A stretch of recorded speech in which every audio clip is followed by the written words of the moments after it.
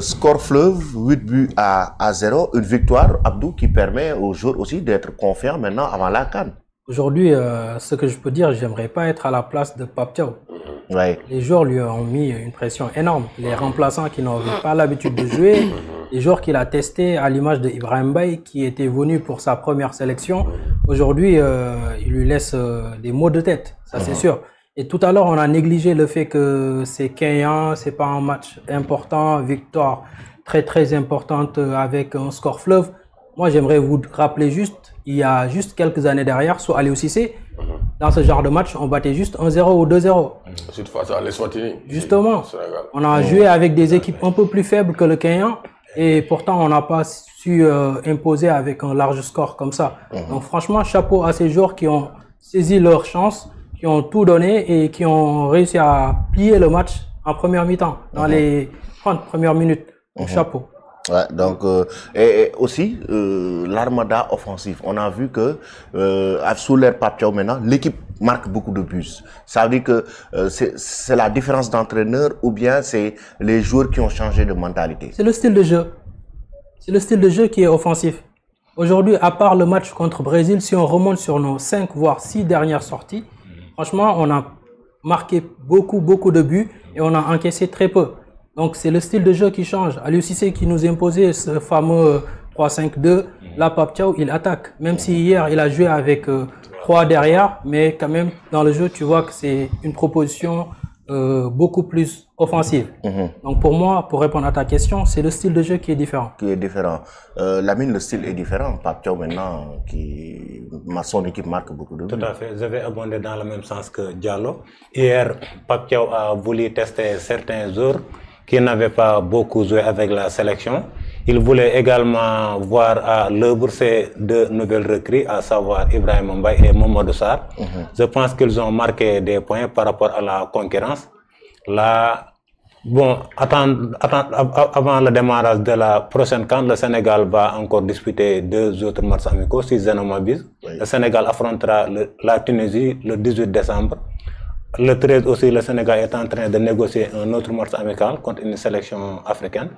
Attendons de voir ce que ces 2 matchs amicaux-là vont donner. Espérons que les Lions vont empocher les 6 points et entamer la compétition avec beaucoup plus de la confiance.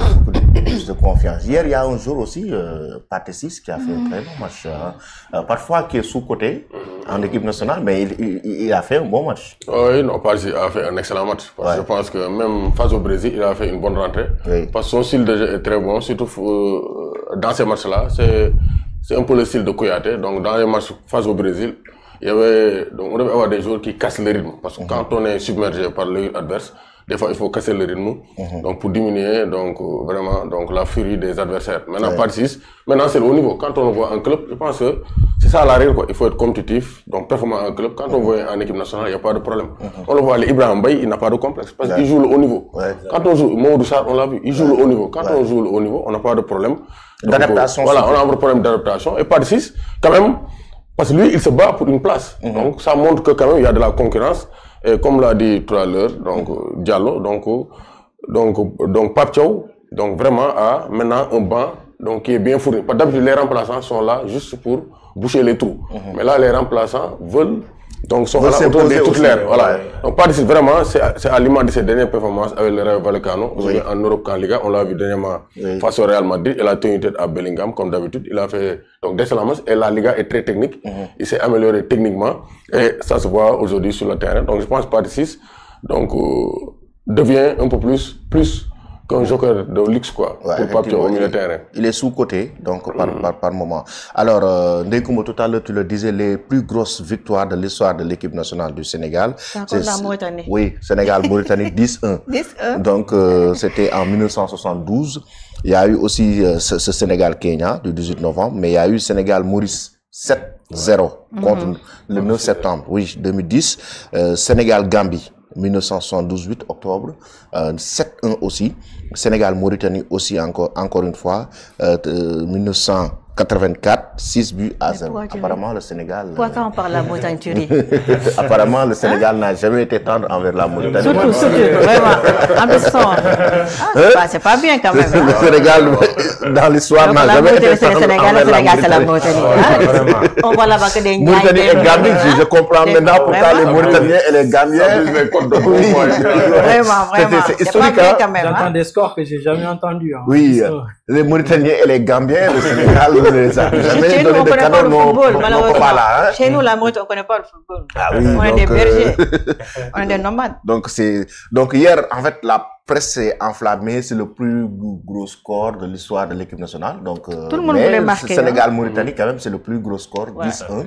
Donc, en 1972. 10-1, c'est 9-0. Ouais, c'est un score fleuve quand même. Mais c'est bien. Tout à l'heure, tu évoquais le joueur Ibrahima Mbaye.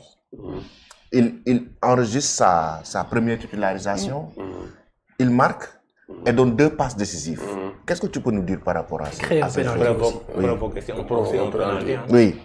Donc moi, ce que j'ai beaucoup aimé, c'est son aisance, quoi. Donc, on a vu qu'il n'a pas eu de problème d'adaptation. Donc, il a été très tôt libéré. Donc, il s'est bien intégré. Donc, là aussi, on félicite les joueurs, quoi. On a vu que les joueurs lui ont ouvert les portes de l'équipe nationale du Sénégal. Ils l'ont bien intégré. Quand il a marqué, tout le monde est venu autour de lui pour l'encourager. On voit l'esprit vraiment de groupe qui règne donc au sein de la terre. Et je pense que les joueurs savent que donc il faut qu'il y ait donc la relève arrive, quoi.